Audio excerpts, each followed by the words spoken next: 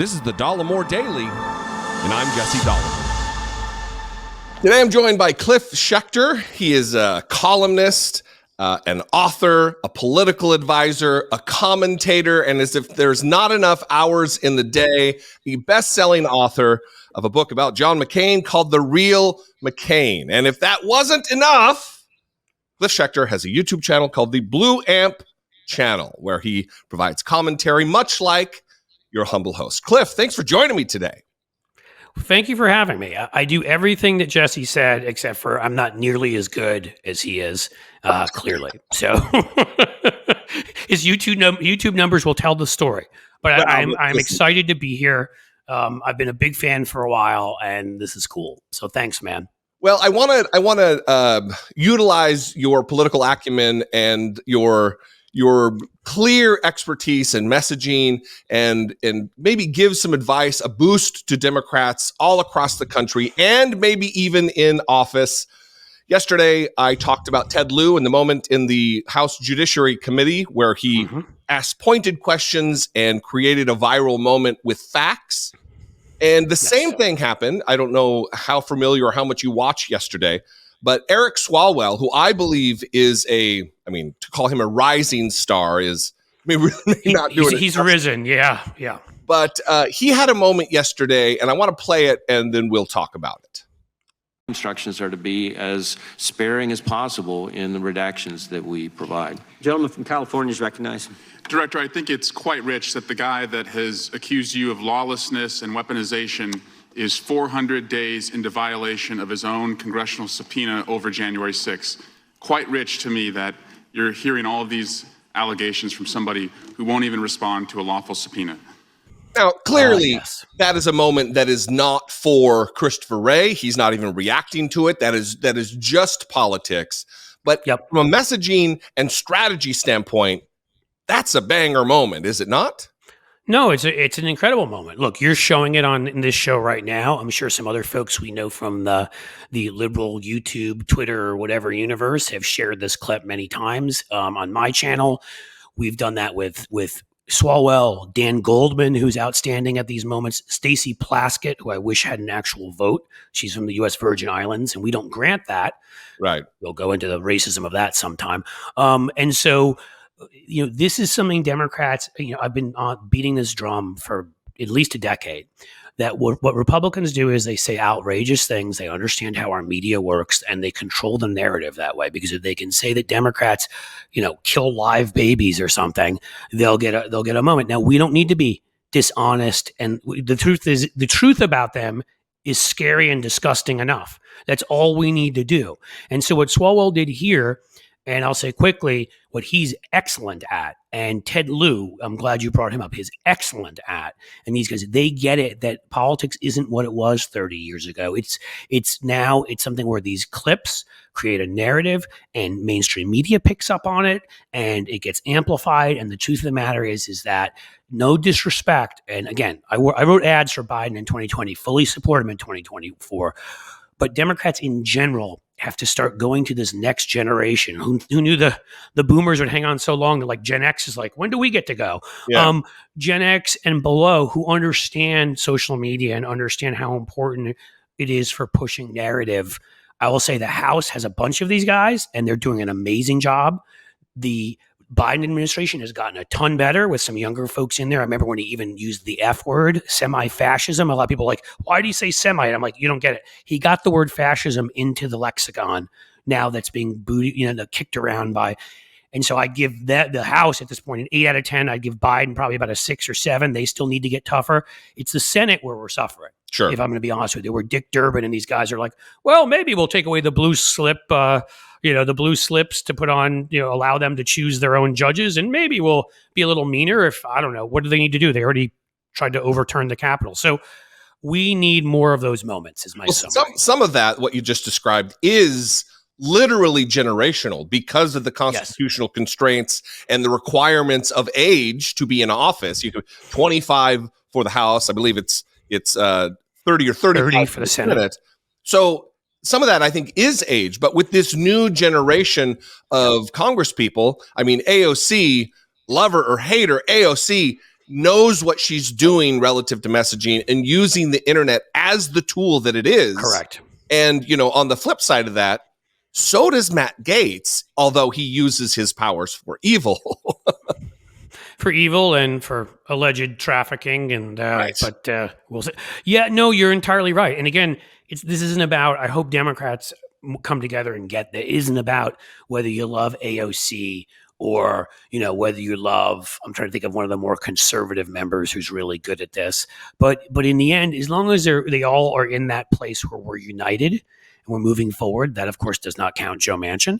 But for the most part, when it comes to folks, John Tester can be really good at some of this stuff. This folksy farmer from Montana isn't always there with us, but on the key votes, filibuster reform and stuff, he is. And so we need to I don't care if you disagree with AOC on something. She's outstanding at this in the same way the gentleman we talked about already and Stacey Plaskett and just a list of others are.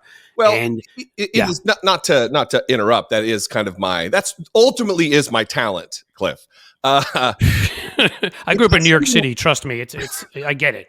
Interrupt away, baby. It doesn't even revolve around the individual member of Congress being good at this, because Bernie Sanders is old and doesn't have the fluid knowledge and understanding of how to use social media, and certainly John Fetterman does not. But you have to surround yourself with people who do, because and using John Fetterman as an example, his Senate campaign was amazing at creating these moments, and it was engineered by people who understand what they're doing. So before I let you go, there actually is another moment from the same hearing yesterday with Eric Swalwell that gets right to the heart of pointing out the hypocrisy of Republicans, now related to the Hunter Biden fiasco. Hour and a half in, the use of the word laptop about 20 times. In fact, in the chairman's opening statement, he said that he's upset that he believes the FBI prevented more Americans from learning about a private citizen's laptop. That is bananas to me. You all are bringing up FISA every single question. You're essentially saying to the American people that you're guardians of personal security and privacy, but the 2020 election was determined because the FBI didn't let more Americans see a private citizen's non-consensual nudes? Is that what we're saying here? That you lost the election not because of your ideas, but because a private citizen's laptop Do you want an answer? Will you wasn't yield? out there? Will you yield? That's bananas.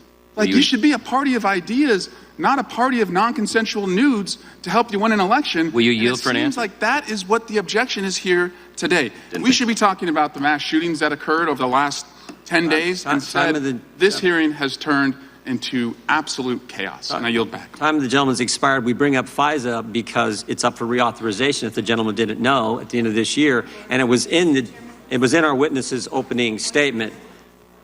So two things there that I think are important to point out. One is Jim Jordan knows this is becoming a viral moment. It's in real time. He's recognizing what's happening and he's trying to put the kibosh on it. Will the gentleman yield? Will the gentleman yield? He's trying to ruin the moment. But the most, how Eric Swalwell is being so adroit here, I think, is the fact that he's pointing out in real time the hypocrisy. They want to be the party of law and order as they attack the FBI. They want to be the party of family values and internet privacy and security and Fourth Amendment rights, yet they are obsessed Hunter Biden's wiener. Right. The wiener dog is a big thing to them. They were very upset it was taken down from Twitter. They only got 1 or 2 views of it, which, is just not going to be enough for some of them. Listen, Swalwell, what's so great about this is exactly what you said is exactly right, is that he lays out, because we should do this all the time. All of their rules that I always say, if you just put a few words at the end of them, we want this, and you should just put at the end for white people. You should add that to the end of everything, because that differentiates, or for white Republicans, that differentiates. There's no principles there. There's only what they do to us, to everybody else, and the rules for them. They love the rule of law, except for Donald Trump's, got 71, indictments right now. So what he did is so important there. It's important that we share this kind of stuff. But the other thing, and I will finish with that, or you can interrupt me, I promise, is the fact that we used to, that's what I talked about with the blue slips before, the stuff where we used to pretend that the Senate was still a place or anywhere that or House that we need to have this decorum and respect these people that are circus clowns. You notice that little sort of helium balloon sucking, Beavis looking, whatever Jim Jordan is, who would be at middle management at best. He looks like a Staples employee who cleans bathrooms, like he won't even wear a jacket there. He will keep trying to push. And in the past, a lot of Democrats would have said, okay, I yield.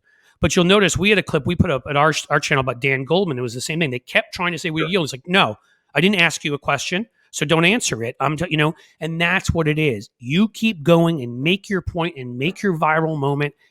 And then, that no more of the faux decorum for a group of people that smeared feces on the wall of our Capitol. How about that? Without a doubt. Listen, Cliff, this should become a regular thing. I appreciate your insight and your time, most importantly. Let's have you back on. Please do. I mean, otherwise I have to figure out somebody who's smarter than I am to sort of break in here technologically, somehow so I can sneak into your feed. So, well, before I let you go, one more interruption. And where can people find you? So YouTube channel is best, at the Blue Amp channel, although we're thinking of changing that. But somebody gave me some advice. I won't say who. But it's the Blue Amp channel. And seriously, youtube.com. And it's just C for my first name, Cliff Schecter, SCHECTER. Find us there, subscribe. We do a lot of these actual kinds of videos we call takedowns with Goldman and, Swalwell and Plaskett and all these folks, AOC, that we're talking about. So great. Thanks for having me on, Jesse. Really, I appreciate it. You're very welcome. I appreciate your time. I'll put links to that in the description. I would encourage everybody to go subscribe to his channel and follow him on Twitter if that's your thing. After, of course, you've subscribed to my channel and followed me on Twitter, because that's obviously what's most important in life is taking care of Jesse B. Priorities, kids. All right. Thanks a lot, Cliff. Thank you, man.